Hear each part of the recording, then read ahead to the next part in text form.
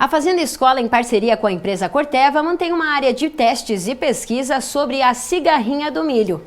O objetivo é monitorar a incidência dessa praga para que o agricultor possa agir no controle, evitando perdas que podem afetar a produtividade. Quando falamos sobre perda da produtividade, prejuízos e dificuldade de controle de pragas, quando a gente fala das lavouras de milho, nós não podemos esquecer da cigarrinha que causa o complexo de enfesamento neste tipo de cultura. Por isso hoje nós conversamos com o engenheiro agrônomo Fernando Zanata, que já realiza desde 2019 uma pesquisa aqui na Fazenda Escola do Centro FAG, pesquisando e identificando os principais problemas causados pela cigarrinha do milho, que é um grande desafio hoje no Brasil, né, Fernando? Sem dúvida, Antoniela, porque a cigarrinha a gente está tratando de um inseto muito pequeno, em torno de 3 a 4 milímetros, e de alta mobilidade. E tem trabalhos que mostram a mobilidade da cigarrinha pode chegar a distâncias muito grandes, aproximadamente até mais de 20 quilômetros, né? E além disso, ela é um vetor, né, que transmite o complexo de enfesamento, que seria dois tipos de bactéria. O fitoplasma, o espiroplasma, e além disso pode transmitir uma virose, que é o vírus da risca, né? Então é de suma importância a gente entender como é que é essa dinâmica da cigarrinha. Em 2018 a gente observou que algumas lavouras no norte do Paraná haviam o complexo de enfesamento, né? Então a partir daí, 2019, houve essa migração dessas cigarrinhas contaminadas com os molicutes para as demais regiões de safrinha do Paraná. Então, a partir disso, a Corteva, a gente adotou uma estratégia de monitoramento e a FAG, né, é a nossa parceira. Então a gente distribuiu várias armadilhas que fazem um monitoramento semanal da quantidade de cigarrinhas coletadas, né? E a gente coleta essa cigarrinha, põe num potinho e leva para o laboratório para fazer análise PCR para ver se ela está contaminada ou não, né? Uma das armadilhas que dá base para essa pesquisa fica aqui na estação meteorológica da Fazenda Escola, e o Fernando vai mostrar para nós como que funciona então esse processo de captura. Sim. Então, basicamente a armadilha é composta por uma lâmpada amarela, né, e 2 placas autocolantes que a gente põe nas laterais, né. Então, ao final do dia a gente liga a lâmpada, né, e deixamos por o período da noite até amanhã cedo. Chegando de manhã cedo a gente desliga a armadilha, tiramos essas placas e a gente identifica as cigarrinhas, né. E identificando a cigarrinha a gente põe num tubo com álcool 70% e leva para a companhia.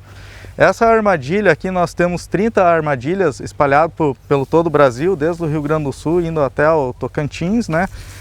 Sendo 12 armadilhas aqui espalhadas aqui pelo Paraná, temos mais 3 no Paraguai, né? Temos 10 armadilhas lá na Bahia e todas as nossas estações de pesquisa da Corteva espalhadas, né, pelo Brasil, né? Então, Toniel, depois que a gente chega de manhã cedo, a gente chega, desliga o equipamento, né, desliga a luz, a gente pega essa placa aqui e vamos identificar as cigarrinhas, né? Então, através da identificação, a gente coleta as cigarrinhas, enviamos para o laboratório para fazer análise de PCR, para identificação se é a presença de fitoplasma ou espiroplasma, né? Ou a presença dos dois, né? E até agora, todas as coletas que a gente tem feito, 100% das cigarrinhas que a gente coletou está com os 2 tipos de bactéria, né? Os molicutes, né? No caso, o espiroplasma e o fitoplasma, né? Bom, essa é uma estratégia para a gente identificar durante o ano a flutuação da presença da cigarrinha. Mas e no campo? O produtor tem alguma estratégia específica que ele possa observar? A gente pode demonstrar isso para eles, né? Vamos lá? Sim, vamos lá. Então vamos no campo agora, vamos mostrar uma metodologia, né, que pode auxiliar o produtor, o agrônomo, o técnico, né, durante a lavoura de milho, né, fazer esse monitoramento, né? É uma das ferramentas que pode auxiliar o produtor. Fernando, então aqui nós vamos entender como o produtor pode aplicar na parte prática essa armadilha, né? Você explica para nós? Sim, isso aqui são armadilhas amarela autocolante, né? É cor amarela para atrair o inseto, porque a cigarrinha ela é atraída pela cor amarela, né? E então como é que o produtor faz esse monitoramento na sua lavoura, né? O ideal é ele distribuir em 4 pontos da lavoura, né, na direção norte, sul e leste, na bordadura aproximadamente 20 metros ou 30 metros da estrada, né, e coloca uma vez por semana essa armadilha, né? Então essa armadilha na fase inicial, quando o milho estiver no início da emergência, até mais ou menos com 4 folhas ou 5 folhas, o produtor pode colocar a armadilha mais próxima ao solo, né? Como aqui está a demonstração, né? Então ele põe no início da semana e conforme ele vai vendo, ele vai olhando aqui, observando e vendo a cigarrinha. Se ele observar a cigarrinha, é um indicativo que ele tem que entrar na lavoura com uma aplicação de inseticidas, né? Porque o nível de dano econômico da cigarrinha é presença ou ausência, né? Ao contrário de outras pragas, por exemplo, a lagarta do cartucho, 20% de raspagem na escala 3 de Davis, né? O produtor tem que fazer intervenção com inseticida, por exemplo, no milho convencional, né? Já a cigarrinha, como a gente está tratando de uma praga de alta mobilidade que transmite 2 doenças, né? 3 doenças, dá para dizer, né? Então são 2 bactérias, fitoplasma e piroplasma, mais uma virose. Então, apenas identificando uma cigarrinha, o produtor já tem que entrar na lavoura, né? À medida que o milho vai crescendo, como a gente está observando aqui na lavoura, a gente tem que fazer uma instalação aproximadamente a 1 metro de altura, né? Então, como a gente vai fazer a demonstração aqui, né, é bem simples, né? Então, você pega, amarra aqui a armadilha, né? E tira essa parte autocolante aqui para captar as cigarrinhas. Então, o ideal é ele sempre, todo dia, vir de manhã ou final da tarde e olhar, né, observar a quantidade de cigarrinhas. Isso é uma ferramenta que vai auxiliar, mas além disso é necessário o produtor também ir nas plantas de milho e observar dentro do cartucho, que muitas vezes a cigarrinha ela não pode, uma condição de baixa população, muitas vezes o produtor pode, às vezes nem captar aqui, mas pode estar na cultura do milho dentro do cartucho se alimentando, né? Então, aliado à armadilha, mais um monitoramento na lavoura, né? Fernando, você pode demonstrar para nós, na planta mesmo, como é possível identificar? Sim, vamos procurar a cigarrinha geralmente nessa fase que ela está dentro do cartucho, né? Então, vamos ver se é possível nós encontrar agora, né?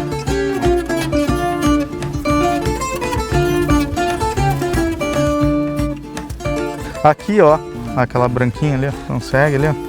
Como a gente conversou antes ali, a armadilha amarela é uma ferramenta, mas para auxiliar, né? Mas o produtor tem que fazer esse monitoramento também dentro das plantas, né? Como a gente está observando aqui a cigarrinha ali dentro, né, do cartucho, né? Então, vendo que tendo essa cigarrinha, né? E no caso o milho tivesse com menos de 8 folhas, no caso que a lavoura aqui já está com mais de 10 folhas, né? Estamos com 10 folhas, então não há necessidade de intervenção de inseticida, mas se tivesse antes, está no período crítico de controle, né? Porque a gente não sabe se ela está contaminada ou não, né? Então por isso que a gente tem que fazer essa aplicação ainda.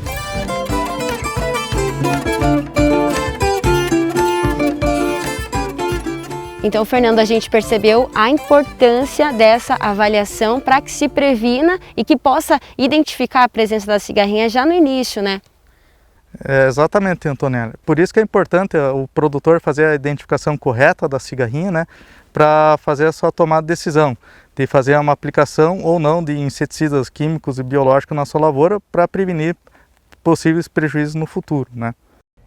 Bom, e aqui no estúdio nós vamos continuar conversando sobre esse assunto, que é a cigarrinha do milho. Por isso nós recebemos o professor e engenheiro agrônomo Jorge Geller e também o engenheiro agrônomo Fernando Zanata. Sejam muito bem-vindos ao nosso programa. Obrigado, Antonella, pelo convite. É uma honra aqui participar e poder falar sobre esse assunto de tão grande importância que é na cultura do milho. Antonella, muito obrigado também pelo convite, né? É o assunto do momento que está na boca do produtor, né? E é o grande desafio na cultura do milho, né? Com certeza, Fernando. E como a gente está tratando sobre esse desafio, eu queria que você contasse um pouco para nós sobre o histórico da cigarrinha. Como que esse problema começou a ficar mais evidente no Brasil e, sobretudo, aqui no Paraná também. Você pode explicar um pouco mais para nós? Sim, Antonella. Os primeiros relatos que nós tivemos foi na década de 70, né?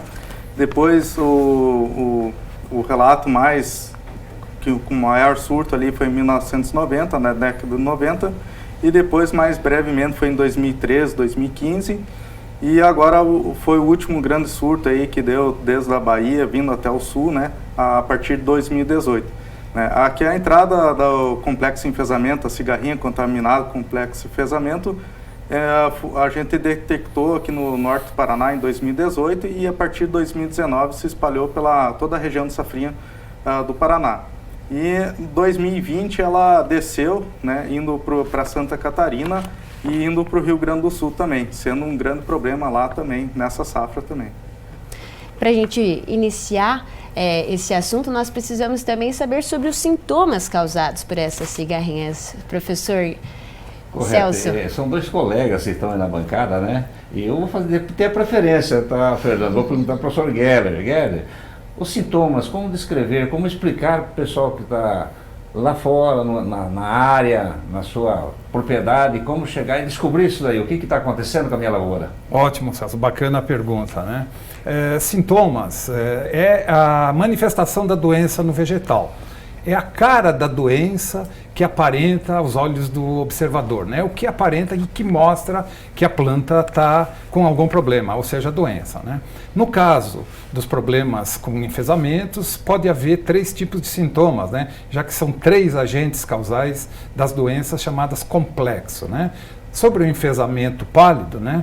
Inicialmente as folhas ficam com cloroses marginais, são listas, né? Que começam na base da folha muito forte e se estendem por toda a folha, né? Indo em direção à ponta, né? Há também redução dos internódios, né? Aquele espaço entre nós do milho, há a formação de muitas espigas, né? Multiespigamento, as espigas ficam menores, né? Esses são os principais do enfesamento pálido. A outra doença chamada enfesamento vermelho, né? Como o nome está dizendo, o principal sintoma é um avermelhamento nas folhas, né?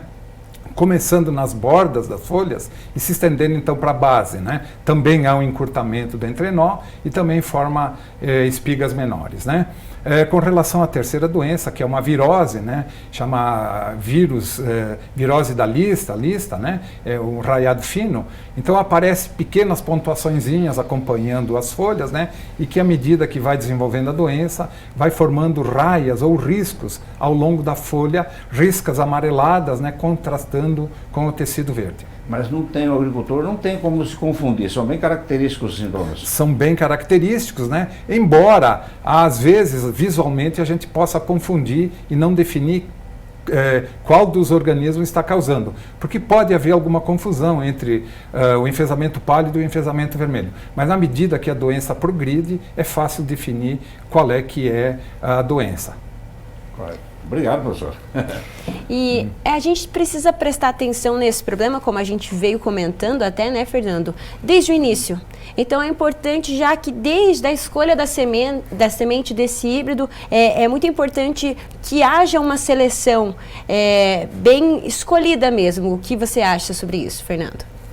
Assim, Antonella, para a gente conseguir o produtor ter um manejo mais eficiente, né, desse grande desafio, né, da cigarrinha com complexo enfesamento, na verdade o produtor tem que fazer boas práticas, né? Então engloba desde da seleção de um híbrido com maior tolerância genética, né? Que possa receber um pouco mais de carga da doença, que aguente, né?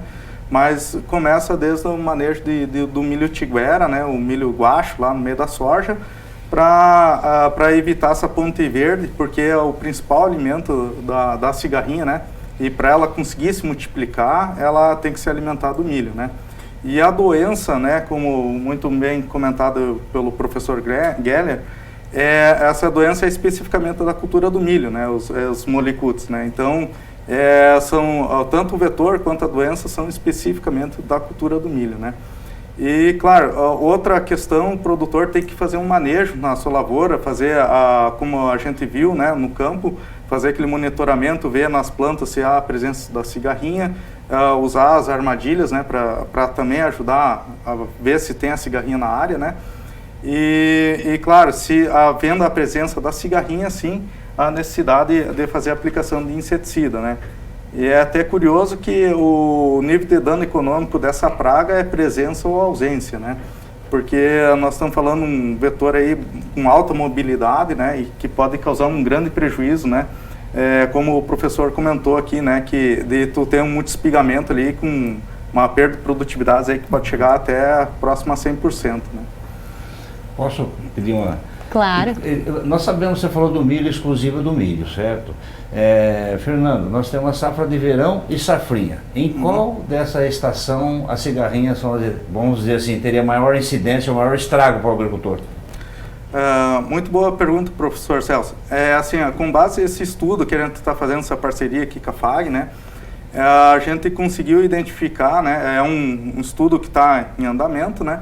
Mas a gente conseguiu identificar o período onde a maior flutuação da cigarrinha na época do ano, né? Que pega dezembro a janeiro. Esse pico repetiu já nas duas últimas safras, né? Pegou 2019, dezembro de 2019 e janeiro de 2020. E que repetiu novamente dezembro de 2020 e janeiro de 2021, né? Então, respondendo a pergunta mais diretamente, na safrinha, né? Então, o ambiente é mais propício, é mais quente, porque é uma praga tropical, né? E então ela precisa também de uma temperatura ideal para o seu desenvolvimento, que é temperaturas acima de 25 graus Celsius, né? Correto. Eu vou voltar um pouquinho no assunto das pontes verdes, né, causadas pela aparição do milho tiguera. Professor, você pode explicar um pouquinho mais para nós do que se trata essas pontes verdes e por que a importância de um conjunto de práticas para se lidar com esse milho tiguera ou milho guacho e por que todos os produtores têm que estar em parceria neste sentido, né? Porque não adianta ter a presença em uma propriedade de milho tiguera e na outra, de repente, não ter. Tem que ter um conjunto tal. Exato. Quando o Fernando coloca pontes verdes, né, nada mais são do que plantas de milho que nascem em decorrência de perdas na colheita da cultura do milho, né? Então são plantas extemporâneas, né, que nascem lá no meio de planta daninha, né? E que vão servir então de hospedeiro da cigarrinha e também do vírus, né, certamente, né? Então, naquele período em que não haveria planta de milho, essas plantas guachas ou tigueras, né, que como a gente comenta aqui no popular, elas vão servir de abrigo, né? E a cigarrinha vai continuar fazendo seus ciclos, né? Ela vai continuar colocando ovo, vai eclodir, vai fazer as ninfas, os adultos, né? Enfim, vai fazer o ciclo, para quando chegar a cultura novamente, o plantio, né? Então ela consegue passar o período que naturalmente não havia milho, né? Um período de entre safra, então viva. E aí entra uma população de cigarrinha em maior quantidade na nova safra, provocando então já danos iniciais, que é quando o milho é mais sensível, né? Nos estádios iniciais de desenvolvimento. Eu gostaria de fazer um parênteses aí, Fernando e Guerra. Fernando, especialmente para você, até que estádio ou estágio você deve aplicar um inseticida para controlar a cigarrinha e por quê? Agora te apertei, hein? Mas você é especialista. Sim. Não, uma excelente pergunta, né? Essa é uma pergunta bastante questionada, isso aí vem bastante do campo, né? Tanto da parte técnica, dos agrônomos técnicos e do produtor, né? A gente tem trabalhos que a gente conduziu, a Corteva conduziu em greenhouse, onde a gente plantou o milho em diferentes etapas e inoculamos o milho, inoculamos a cigarrinha em diferentes épocas, né? Então, quando o milho estava com duas folhas abertas, uma folha aberta começando, né? Depois 2 folhas, 3 folhas, 4 folhas, chegando até próximo ao pendoamento, tá? Utilizamos um híbrido suscetível para ver mesmo a questão onde que mesmo é sensível nessa questão. E o que a gente observou, professor Guilherme? A gente observou que a partir que se a cigarrinha chegar, né, a lavoura estiver livre até 8 a 10 folhas, não vai ter mais dano, né? Porque a doença que a gente está falando aí, os molicutos, né, os fitoplasma, piroplasma, são doenças sistêmicas e de desenvolvimento lento, né? Ele desenvolve nos vasos do floema, né? Ele vai circulando e vai entupindo os vasos do floema. Então, a fase inicial, jovem, do milho é a fase mais crítica, muito bem comentado pelo professor Geller. Também a gente pode complementar uma outra questão, o tratamento de semente é muito importante, essa fase inicial, para ajudar naquela proteção da planta jovem, né? E isso, um trabalho que a gente também desenvolveu para ver o tratamento de semente até que fase chegaria, né? A gente observou que o tratamento de semente na safrinha, no período da safrinha, vai em torno aí de 1 até 2 folhas ali, vai estar protegido, né? Os produtos para esse controle, daí teria que ser a base de neonicotinoides, né? Todos os neonicotinoides, a gente fez o teste lá, tem um bom controle em cima da cigarrinha nessa fase inicial. Mas, enfim, né? O produtor tem que cuidar da sua lavoura, monitorar ela até V8, V10, né? Até 8 a 10 folhas. A partir de 10 folhas, 8 a 10 folhas, então a doença, embora esteja inoculada, ela não vai ter um desenvolvimento tão rápido que possa afetar a produção. Seria isso, Fernando? Exatamente.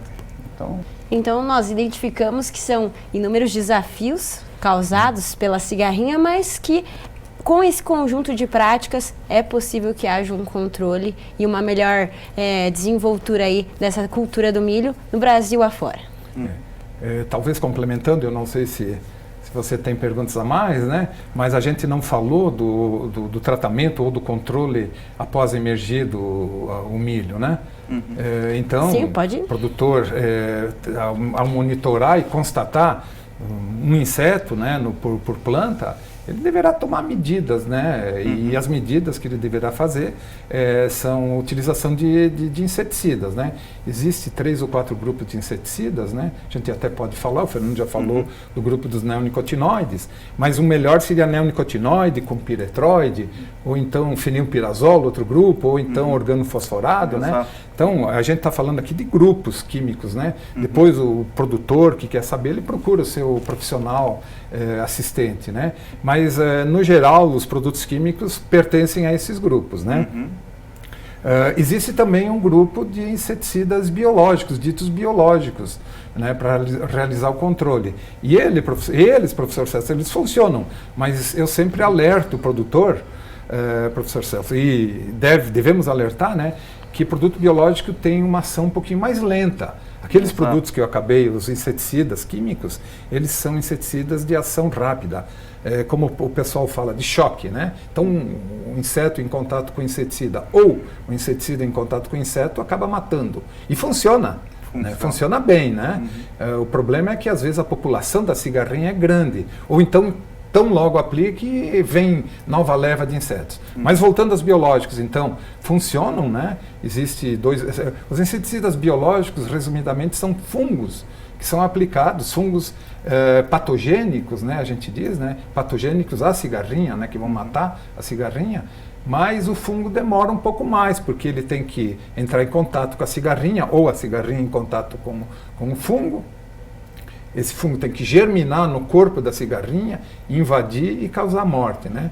Então a gente diz, no controle biológico, talvez de 5 a 7 dias é que vai ter a morte do inseto. Então, se for constatado uma população um pouquinho maior na lavoura, né, a gente não pode apelar para um produto biológico, então teria que entrar com um produto químico, talvez associado com biológico, né? E aí, o Fernando estava me alertando, né, de verificar a compatibilidade entre o inseticida químico associado com o inseticida biológico mesmo, né? Não sei se você quer complementar, Fernando. Além disso, professor Geller, também até herbicida, né? Por exemplo, se o produtor for usar um inseticida e daí vai aplicar um herbicida, aproveitar, né? Vai fazer uma associação, tem que cuidar, né? Tem herbicidas que é incompatível com o biológico, né? Sem dúvida. E outra questão muito importante ali, que você estava comentando ali, que eu lembrei agora, é a questão de intervalo de aplicação, né? Por exemplo, não adianta o produtor aplicar, por exemplo, aplicou um inseticida e espera 15, 20 dias para entrar na lavoura, né? Então, como você mesmo comentou, muito bem lembrado, a gente está num ambiente, infelizmente, assim, de alta pressão, né? Que nós temos aqui no Paraná. Então, a necessidade é, às vezes, reentrar de cada 7 dias, né? E sempre estar monitorando a lavoura, né?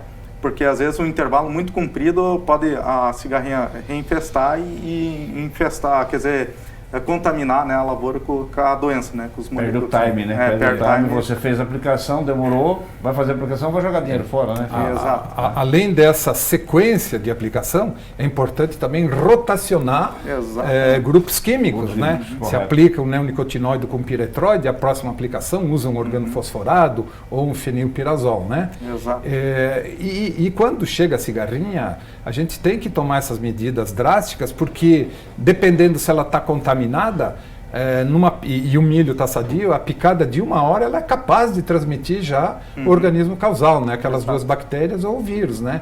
Então, por isso que tem que ser utilizado um inseticida de choque. Nosso papo tem que ficar por aqui, que deu o nosso tempo. Eu agradeço demais a vocês por esse bate-papo riquíssimo, né, professor? Muito riquíssimo. Muito obrigada, viu, gente?